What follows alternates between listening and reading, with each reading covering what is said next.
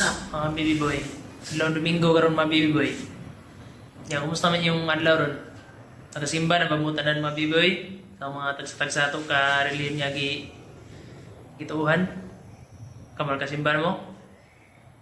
So di na to nagalimtan mga baby boy, baby girl lo kanang pagsimba kay antaw biya mga baby boy pag napa sa maayong kahimtang halos di ka tuod og simbahan ba, pero pagka na magkasakit na diha na manggawa sa mga pangalan sa Ginoo nga gito gisimba.